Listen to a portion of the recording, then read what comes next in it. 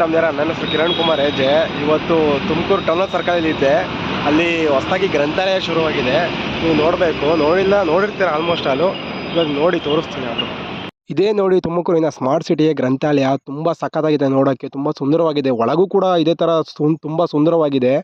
ಈ ಗ್ರಂಥಾಲಯದಲ್ಲಿ ಹೋಗಿ ಓದೋಕ್ಕೆ ಯಾವುದೇ ರೀತಿ ಫೀಸ್ ಇರಲ್ಲ, ಯಾವುದೇ ರೀತಿ ಶುಲ್ಕವಿರಲ್ಲ, ಪೂರ್ತಿ ಉಚಿತವಾಗಿರುತ್ತೆ. ಸರ್ಕಾರದವರು ಈ ಗ್ರಂಥಾಲಯವನ್ನು ನಿರ್ಮಾಣ ಮಾಡಿರುವುದು ಪ್ರತಿಯೊಬ್ಬರೂ ಉಚಿತವಾಗಿ ಪುಸ್ತಕಗಳನ್ನು ಓದಲಿ ಅಂತ. ಯಾಕಂದರೆ ಯಾರ ಕೈಯಲ್ಲೂ ಪುಸ್ತಕಗಳನ್ನ ಎಲ್ಲದನ್ನೂ ತಗೊಂಡು ದುಡ್ಡು ಕೊಟ್ಟೆ ತಗೊಂಡು ಓದೋಕ್ಕಾಗಲ್ಲ, ತುಂಬ ಕಷ್ಟ ಆಗುತ್ತೆ. ಅದಕ್ಕೋಸ್ಕರ ನಿರ್ಮಾಣ ಮಾಡಿರೋದು ಈ ಗ್ರಂಥಾಲಯನ. ನಿಮ್ಮ ಬದುಕಲ್ಲಿ ಕಷ್ಟ ಇದ್ದರೆ ಮಂತ್ರಾಲಯಕ್ಕೆ ಹೋಗಿ, ಅಲ್ಲಿ ಪರಿಹಾರ ಆಗ್ಬೋದು. ಬೇರೆಯವ್ರ ಬದುಕಲ್ಲಿ ಕಷ್ಟ ಕೊಡ್ದಂಗೆ ನಾವು ಬದುಕಬೇಕು ಅಂದರೆ ದಯವಿಟ್ಟು ಗ್ರಂಥಾಲಯಕ್ಕೆ ಹೋಗಿ. ಅಲ್ಲಿರುವ ಪುಸ್ತಕಗಳು ಹೇಳ್ಕೊಡ್ತವೆ ಪರಡೆಗೆ ಕಷ್ಟ ಕೊಡ್ದಂಗೆ ಬದುಕೋದು ಹೇಗೆ ಅಂತ. ಯಾಕಂದರೆ ಒಂದೊಳ್ಳೆ ಪುಸ್ತಕ 100 ಸ್ನೇಹಿತರಿಗೆ ಸಮ ಅಂತೆ. ಆ ಸ್ನೇಹಿತನ ಸ್ನೇಹದಿಂದ ದ್ರೋಹ ಆಗ್ಬೋದು, ಆದರೆ ಈ ಒಳ್ಳೆಯ ಪುಸ್ತಕದ ಸ್ನೇಹದಿಂದ ದ್ರೋಹ ಆಗಕ್ಕೆ ಸಾಧ್ಯನೇ ಇಲ್ಲ. ಇದು ಬರೀ ಮಾತಲ್ಲ, ಇದು ಅನುಭವದ ಮಾತು.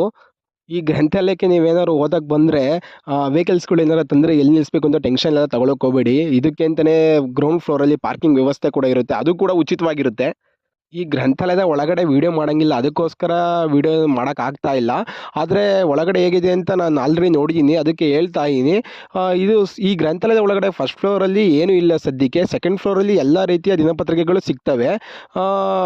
ಎಲ್ಲ ರೀತಿ ಅಂದರೆ ಕನ್ನಡ ಒಂದೇ ಸಿಗಲ್ಲ, ಕನ್ನಡ, ಇಂಗ್ಲೀಷ್, ಹಿಂದಿ 3 ಸಿಗ್ತವೆ. ಆಮೇಲೆ ಥರ್ಡ್ ಫ್ಲೋರಲ್ಲಿ ಈ ಪುಸ್ತಕಗಳು ದೊರೆಯುತ್ತವೆ. ಎಲ್ಲ ರೀತಿ ಕಥೆ, ಕಾದಂಬರಿಗಳು, ಪುಸ್ತಕಗಳು ಸಿಗ್ತವೆ. ಅದು ಕೂಡ ಕನ್ನಡ ಒಂದೇ ಭಾಷೆ ಸೀಮಿತ ಆಗಿರಲ್ಲ, 3 ಭಾಷೆಗಳಲ್ಲಿ ಸೀಮಿತ ಇರುತ್ತೆ. ಕನ್ನಡ, ಇಂಗ್ಲೀಷ್, ಹಿಂದಿ 3 ಭಾಷೆದು ಸಿಗುತ್ತೆ. ಇಲ್ಲಿ ನೀವು ಓದೋಕ್ಕೆ ಏನಾರು ಬಂದರೆ, ವಯಸ್ಸಾಗಿರೋರು ಏನಾರು ಬಂದರೆ, ವೃದ್ಧರು, ಅವ್ರಿಗೇನು ತೊಂದರೆ ತಗೊಬೇಡಿ. ಅವ್ರಿಗೆ ಲಿಫ್ಟ್ ಕೂಡ ಇರುತ್ತೆ, ಲಿಫ್ಟ್ ವ್ಯವಸ್ಥೆ ಕೂಡ ಇರುತ್ತೆ.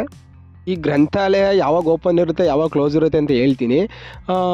ಪ್ರತಿ ಸೋಮವಾರ ರಜೆ ಇದ್ದೇ ಇರುತ್ತೆ. ಯಾಕಂದರೆ ಪ್ರತಿ ಭಾನುವಾರ ಓಪನ್ ಇರುತ್ತೆ, ಅದಕ್ಕೋಸ್ಕರ ಪ್ರತಿ ಸೋಮವಾರ ರಜೆ ತೊಗೊಂಡಿದ್ದಾರೆ. ಯಾಕಂದರೆ ಇವಾಗ ದಿವಸ ಕೆಲ್ಸಕ್ಕೆ ಹೋಗ್ತಿರ್ತಾರೆ, ಭಾನುವಾರ ಒಂದು ದಿವಸ ರಜೆ ಇರುತ್ತೆ. ಅವಾಗ ರಜೆ ದಿವಸ ಬಂದು ಓದೋಕ್ಕೋಸ್ಕರ ಅನುಕೂಲ ಮಾಡ್ಕೊಳ್ಳೋಣ ಅಂತ ಅವತ್ತು ಭಾನುವಾರ ಕೂಡ ಓಪನ್ ಇರುತ್ತೆ. ಪ್ರತಿ ಸೋಮವಾರ ರಜೆ ಇರುತ್ತೆ ಈ ಗ್ರಂಥಾಲಯಕ್ಕೆ.